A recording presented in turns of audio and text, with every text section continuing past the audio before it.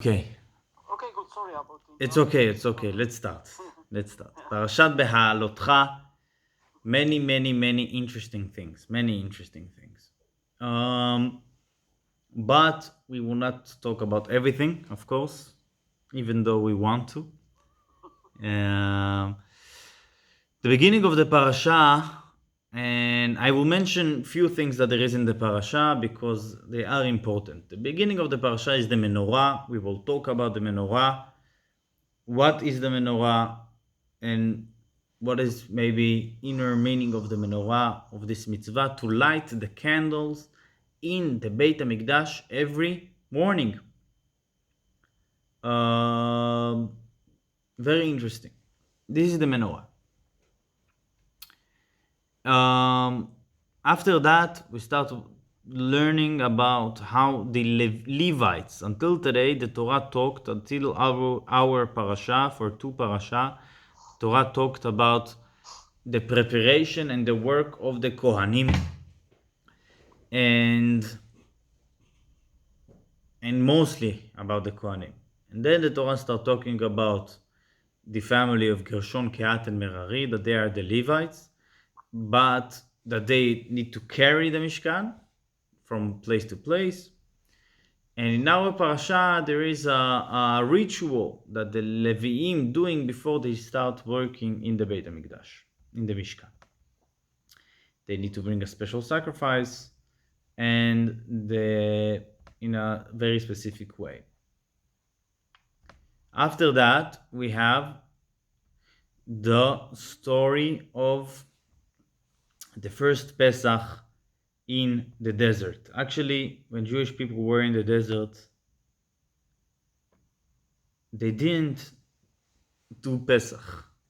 Very interesting. They didn't do Pesach, but they did only twice. They did the first Pesach in Egypt, and after a year, they did the second time Pesach. And after that, they didn't do Pesach. And there is it's a very interesting topic, because they didn't do Brit, circumcision, in the desert, because it was dangerous to do in the desert circumcision. So before they came to Israel, everybody did Brit. This is the first thing that they did, and then they did again Pesach. But we're now learning about the first Pesach the Jewish people doing as a nation after the giving of the Torah, because the first Pesach they did in Egypt before Matan Torah. Now it's the second Pesach, but this is the first Pesach that Jewish people do, celebrating what happened last year. And then there is a story. What was the story? The story was that group of people were impure. And the law is that if you impure, you cannot bring the sacrifice of Pesach. Why they were impure? It's amazing and interesting subject, many details. But they were people that touched a dead body. So they couldn't be pure in the day that the sacrificing of Pesach needed to be, in the Erev Pesach, 14 of Nisan. Because there is certain amount of days that you need to wait until you can be pure again, 7 days. So they came to Moshe in this day, Erev Pesach, and told Moshe why we would not have this privilege, this mitzvah. We didn't do anything. Someone needed to bury this guy, and we did it. It's a mitzvah, so we cannot observe Pesach because of that. We know that the main mitzvah of Pesach is the korban, sacrifice of Pesach. So Moshe told them, wait, I will ask God. He asking Hashem what to do. And God telling Moshe, in 30 days they will have another Pesach. This is Pesach Shani, the second Pesach. What is the second Pesach? The second Pesach is only one day. that you have a chance to bring the sacrifice of Pesach, and people that was not able to bring the first Pesach. Why? And this is very interesting. Not because they were not impure. Also, they were impure, or they were in far places, or they just didn't do it. They just didn't do it. And we know that to bring Pesach is one of the most important laws of the Torah. Very, very important law, to keep Pesach. And a person did not do it just because. So God giving him a second Pesach, and this is called Pesach Sheni. And from that there is the famous quote from Pesach Sheni, we're learning that it's never too late. Never too late. Okay, very, very interesting subject for itself. After that, the Torah telling us the order.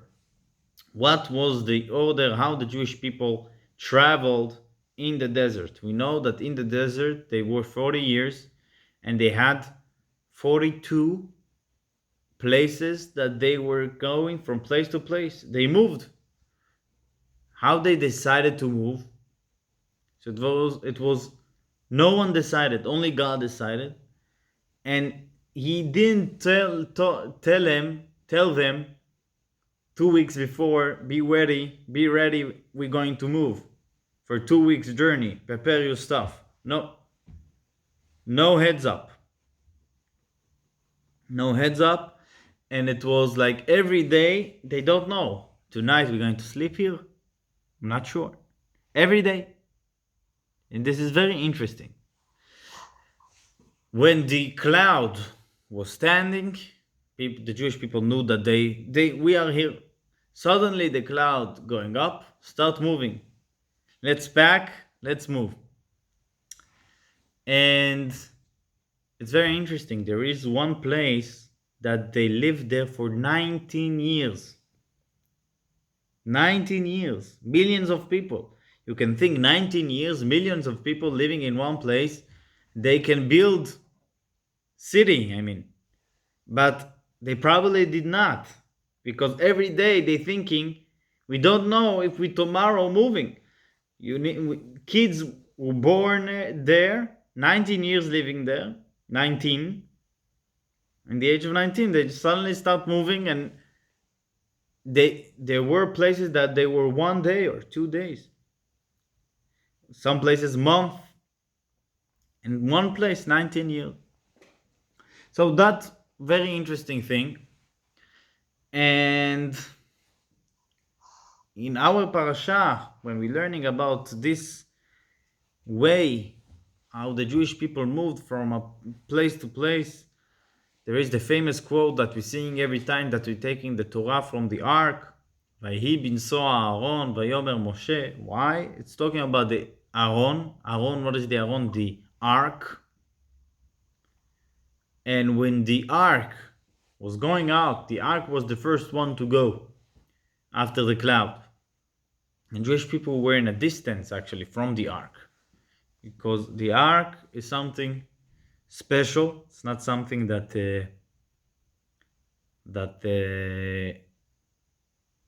it's easy to be near, because if you're doing something not proper, it's not good. So when the ark was going first, Moshe said, Kuma Hashem vayafutzu evecha ve'anusu mesanecha mipanecha. The ark is not killing actually.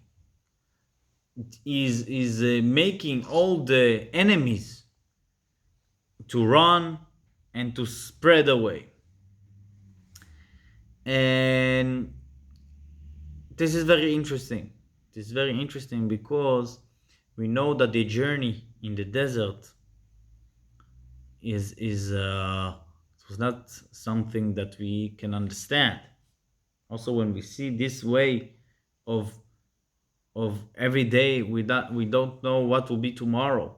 Yes, and they were moving according to the clouds, not according to anything, any strategic plan. So it makes this journey very, very spiritual. and it was very spiritual. And this is maybe will give us a little bit understand of this text when we're saying when in Vayi bin Soya, Vayi bin Soya Aaron, when we opening the ark. What does that mean? It means, what was the journey in the desert? The journey of the in the desert was, we know that our life, we have mission. The mission of our life is to collect the godly spark, the inner goodness that there is in everything in the world. This is our job. This is the mission of all creation, and especially the time after the destruction of of the temple, that we are in Gola, that we are all over the world. Why? Because we collecting all the sparks. But the journey started in Egypt. This mission to collect started as when the Jewish people were in Egypt, and the Egypt, that's why we're saying that the Egypt was source of everything, because Egypt, they were the source of everything.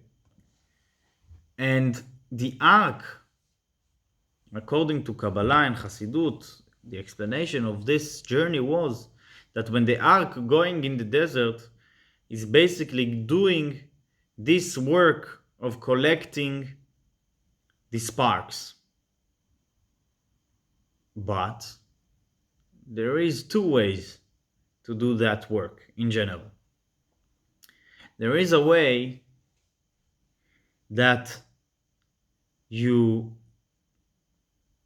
going with a flashlight in the dark, and you looking for a light. You're looking for see something that it's have something something good in him, but you don't see it. So you look going because everything is dark, and also the thing itself is dark. You need to look in this world to find the goodness, and this is our job. Our job is to be good and to use all the world to good thing, and then we reveal in the world the goodness that there is inside. But there is another way to find goodness in the world, is to light very, very, very big fire. And when you lighting very big fire, all the candles that are close to the fire, they themselves getting closer. You know, when you will take a candle and we will use this example maybe also later, but when you'll take a candle and bring it closer to a bigger flame, so the flame of the candle will connect to the big flame. So the ark is the biggest flame that there is. When the ark is going,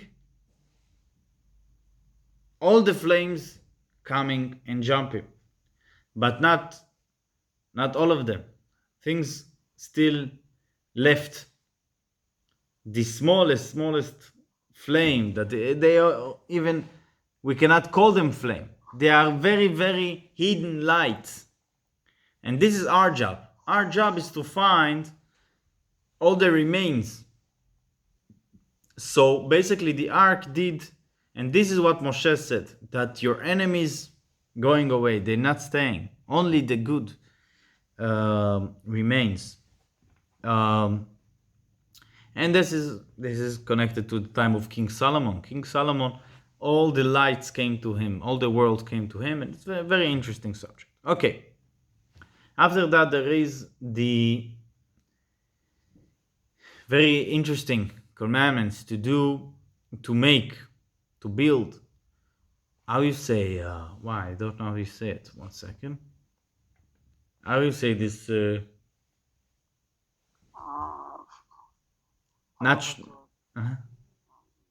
pipe. Like pipe. Okay. Yeah, it's pipe. It's pipe. Yeah. Okay. Pipe. It's yeah. From so that was a special commandment to beat those pipes from silver, to call Jewish people in few times that it needed. Then the Torah telling the first journey, and then there is the second stories, two stories about Jewish people that starting to complain. We don't have food, we don't have meat, we don't like the meat, we don't like the man, and it's yeah, we know those. It's very very interesting to understand how come the Jewish people complaining like kids, but they're complaining, and Moshe feeling, we can say it maybe, that they're complaining for so simple things, and I need something that will connect me to those simple people, because Moshe is the leader of everyone, but he feel that there is no communication there. So that's why he calling 70 elderly, the 70 elders, and he giving them a Holy Spirit, we can call it, and they are between him and the Jewish nation. Many details in that story. After that, we have the last story. How many details that we can talk in our parasha? You have the story of Miriam. Miriam, the sister of Aaron and Moshe. And she talking how come Moshe doesn't have relation with his wife.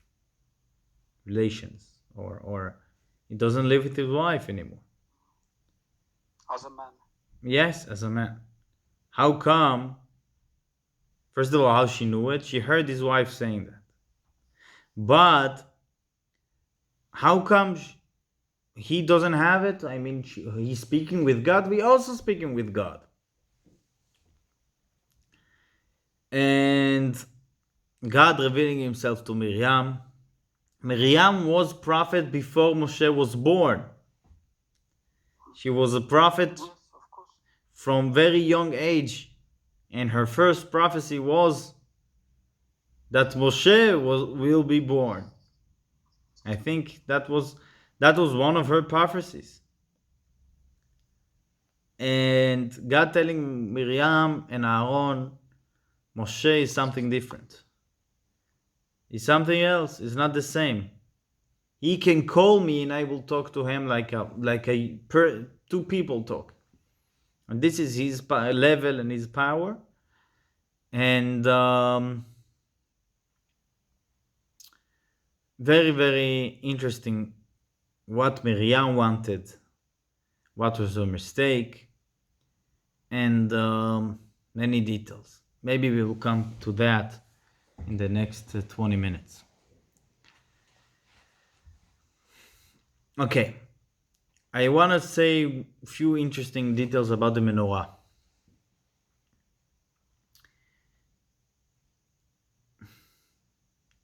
So I will show you the drawing.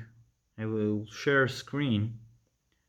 The drawing of how the Rambam drew the menorah. This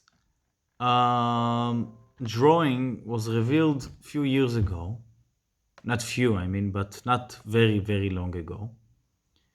And this is drawing that the Rambam himself drew. One second. You see that drawing? This. Okay, I'm seeing. You see it. I can try to make it big. Yeah. Okay, it's bigger now for you? Yes, of course. Yeah. There is a okay, we can do this. This is the same drawing, but more clear. Okay? You know about this drawing, Avraham? Yes, I know a little bit what those things are Yeah. meaning. Yeah. So let's let's talk about a few details here that are interesting. The regular drawing of the menorah, first of all, what is obvious is that the regular drawing of the menorah is round. Not straight. Second thing that it's obvious, that the cups, there is 3 cups in every, how you call it? The sticks. Sticks, yes. Every stick have 3 cups. The Rambam doing it as upside down cups. This is the drawing of the Rambam. You can look again. They are upside down. You see? Yeah, Avraham? Yes. This is the regular drawing that there is all over the world. First of all, it's round. This is 2 obvious things. It's round, and the cups are going in a regular way that you can hold, that the wider side is above. Like a cup. Here, I have a cup. The widest side is above. Yeah? The Rambam. One second.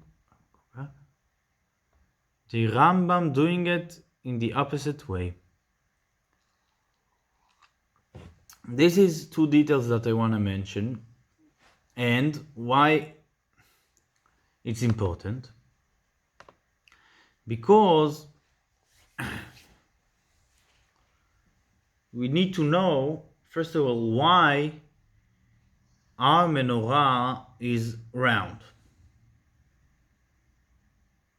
Why all the world drawing the menorah in a round way? Because Titus Gate. Oh, yeah. Titus Gate, the gate is very important source, you would think. And it makes sense. How the menorah looks like.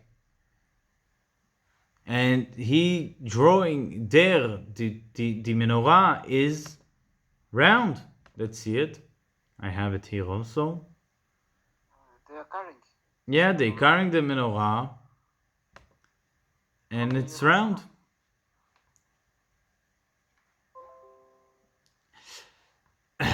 And this is very, very interesting. But if you look on the Titus Gate, you will see very interesting thing. Under the menorah, you see that?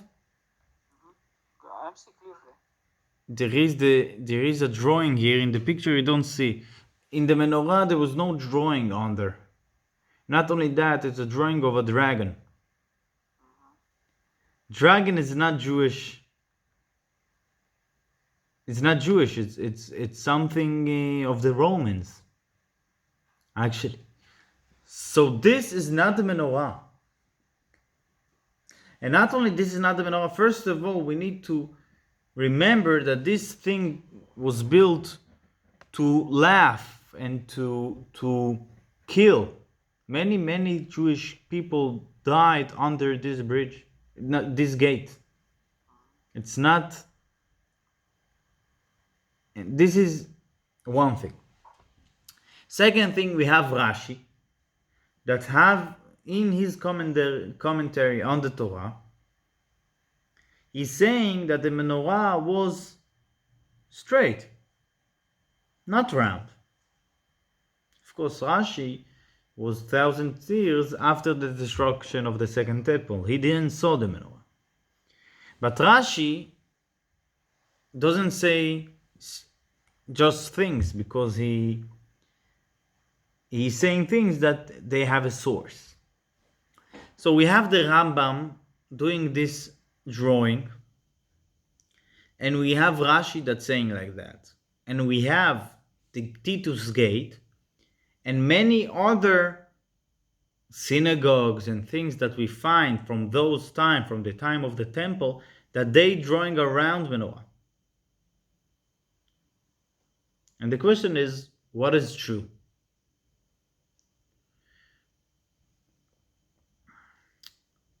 We talked once that there is an argument in the Talmud about the tzitz of the high priest. There were two words in the tzitz: Kodesh LaHashem, holy to God. And the argument was in what way it's written. LaHashem above, or the Kodesh above, or the side by side. And one of the rabbis telling that he was in Rome and he saw the things that they took from the temple. And he saw the tzitz.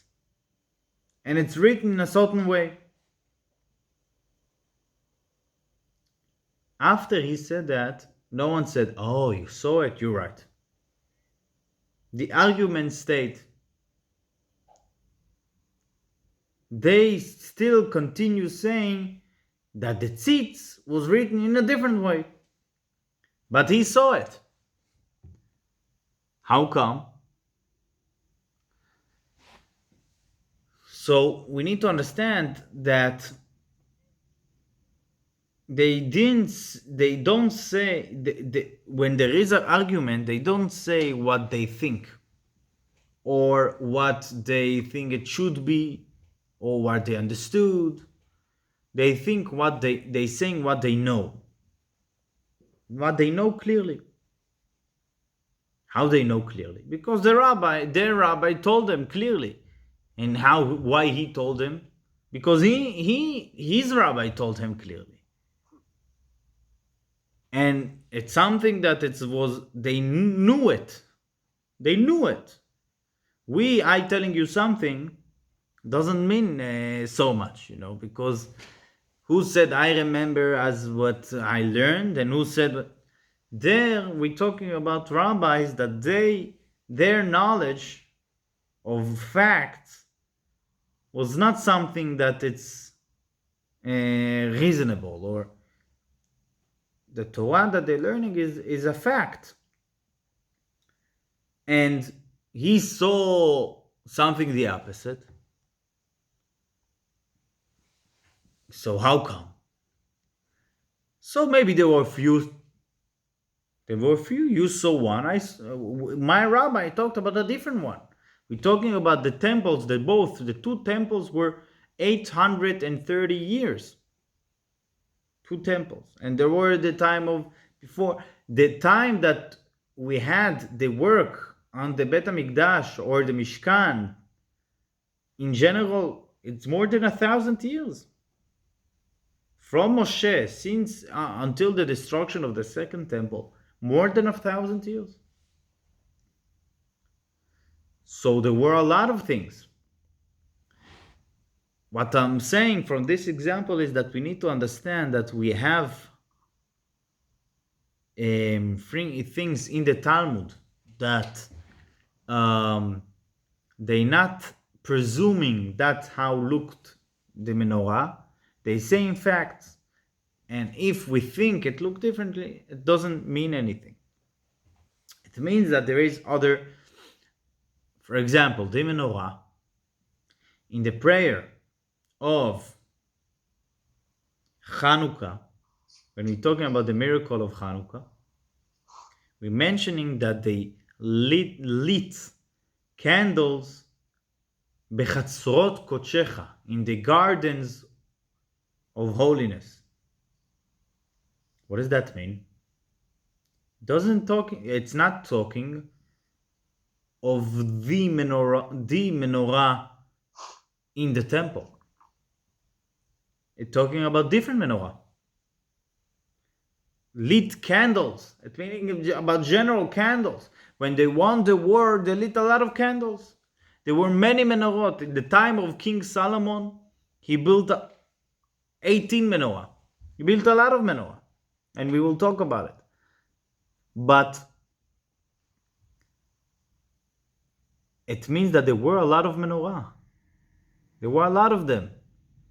So when Rashi is saying that they were straight, and the Rambam said that they were straight, and actually the son of the Rambam said that you think that the drawing of my father was in general, no, it was straight as my father drew it, that he did it on purpose.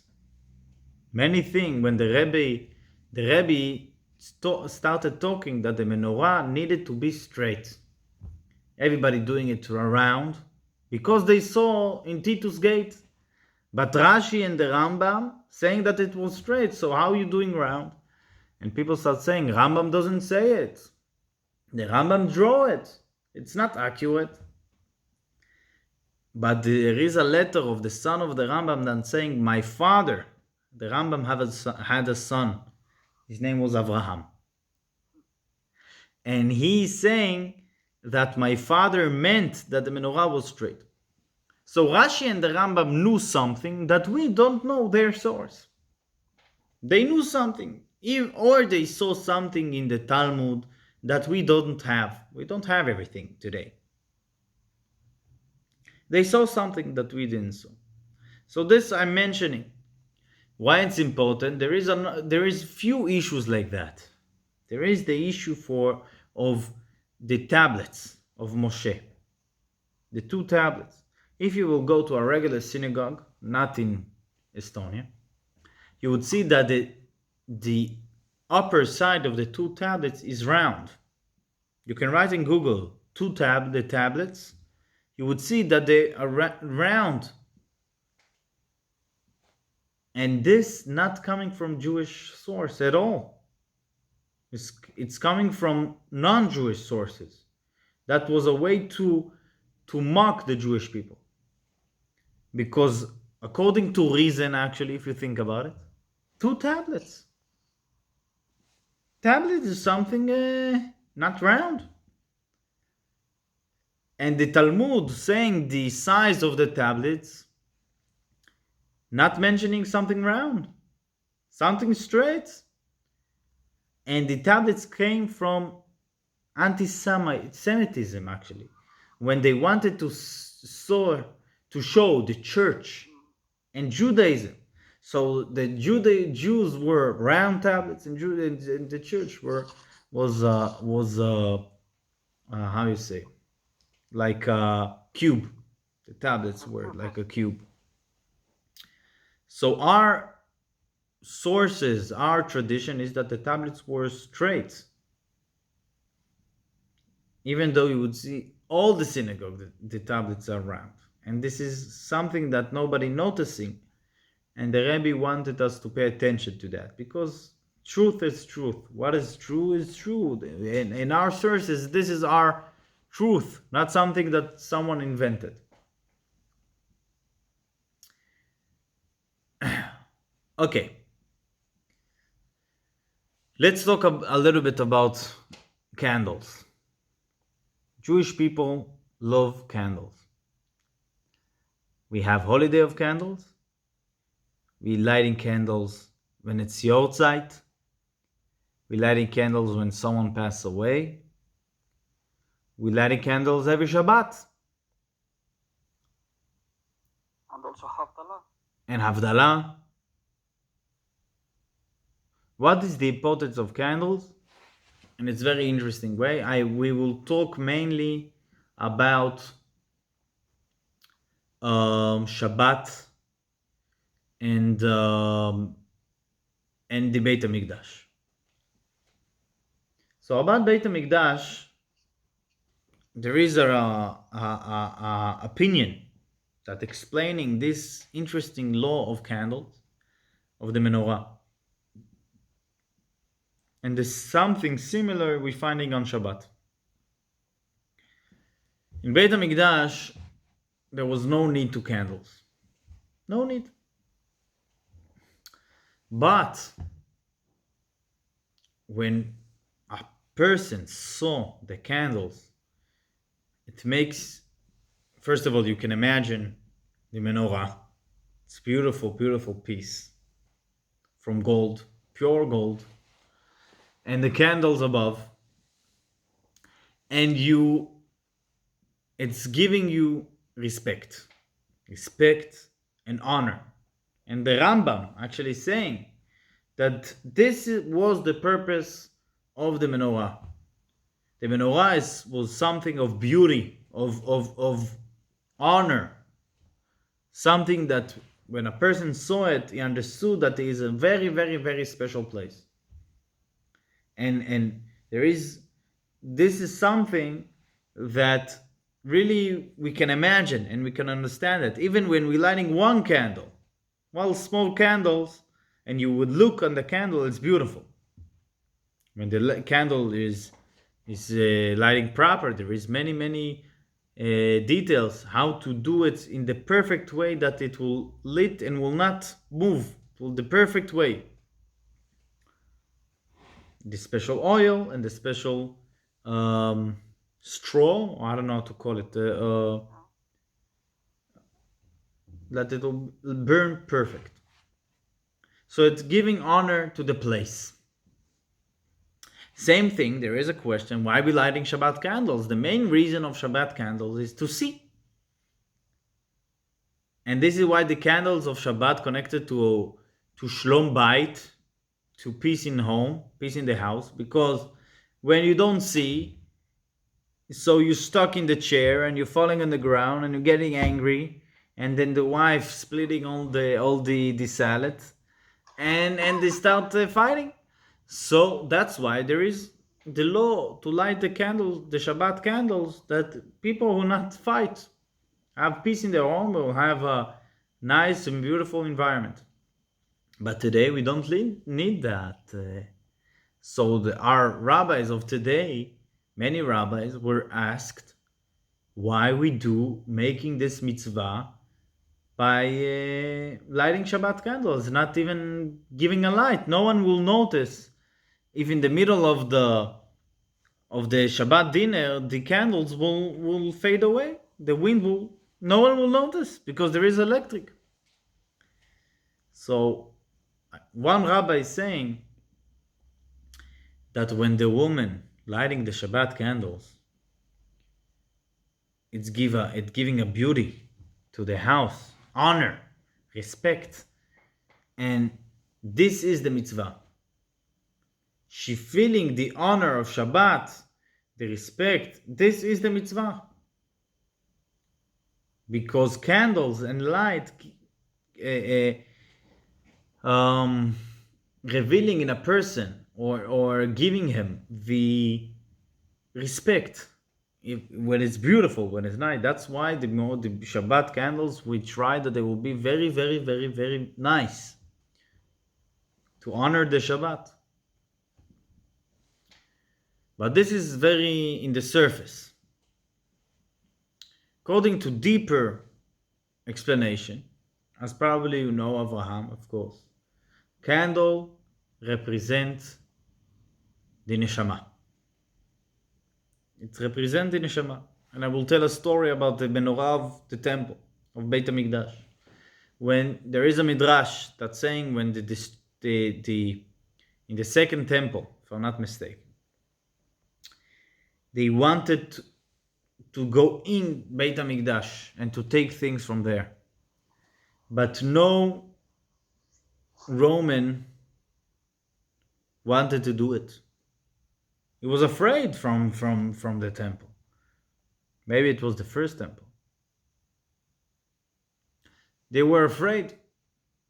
I'm not sure what temple it was, the Roman or the Babylonians. I'm not sure. This is the truth. From the story, it looked like it was the first temple. So they came and they found a Jew that it was not religious. He was a friend of them. And they told them, you should go to the temple, take something with you out, and then the temple will be weaker and we will go inside. So we went inside. What he took, the most beautiful thing, he took the menorah. Took the menorah and came out with the menorah. They saw the menorah, they got respect immediately. This is first thing, when you sing such a beautiful thing. And then they told them, this, you cannot take it. This is for the king. But we want you to take another thing in order that we should go inside. He said, no, I sinned once, I will not sin again. I took from the temple once, I will not do it again. And they told them, take, you are not religious, you with us. I sinned once, I will not sin again.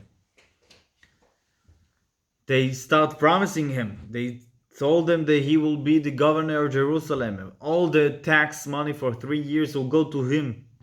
He said, I sinned once, I will not sin again. And then they took his body and put nails in his body. And they asking him, are you regretting not stealing twice? So he's saying, this is because I sinned once. This is it. What does the story tell us? Menorah, the Torah, the Bible, there is in the Bible the verse, Ner Hashem Nishmat Adam. Candle and the soul they have something similar. What is similar between the candle and the soul? As we said before, when a candle see a greater light, a greater fire, it's connecting to the fire. Why it's connecting to the fire? Not only the candle always going up, it's going up with a purpose. The candle is always only thing in the world that we see always want to go up. Warmth, fire. Why does one go up? Because it wants to connect to something greater, to something bigger. And what happened when the fire connecting to a bigger fire? He ceased to exist, actually. Only the bigger fire stayed. So what he achieved? The candle did not achieve everything. The small flame did not achieve something because it become connected to the bigger fire. No, it ceased to exist. But what? I got connected to something bigger. And I don't care that the cost is that I will cease to exist. And this is the Jewish soul. The Jewish soul have the constant desire to be connected to something bigger, to something greater, to be connected to God. And there is the center of the Jewish soul is the Beit HaMikdash. And that's why we are lighting there the menorah. And this is, by the way, why the Rambam drawing the cups of the menorah the opposite way. Why? Why? Because this is the center. From there, the Jewish soul all over the world have the powers to not care and everything, to be connected to God in every cost. The cups, the temple is not a place that God receiving. The light of the menorah is not there to receive. It's there to give. So the cups is opposite side. Because you want to give all the souls all over the world the powers to be like the candle. To not care. And this is the connection to the story that I just told. This man was a sinner. He was not religious. He came to the temple and stole from Beit HaMikdash the menorah. But after he saw the menorah, he did not care. They will promise me money. They will make me a minister. They will kill me. And he died. But after he saw the menorah, the soul was revealed. Nothing was there to stop him. And this is the candles. Candles representing the menorah that there is in every Jew, the fire that there is in every Jew. The desire to be connected to God, no matter what is the cost. This is about the menorah. This is connected to the Rambam, as I said, that the cups is in the opposite way. Unfortunately, we need to finish right now. So have a good evening.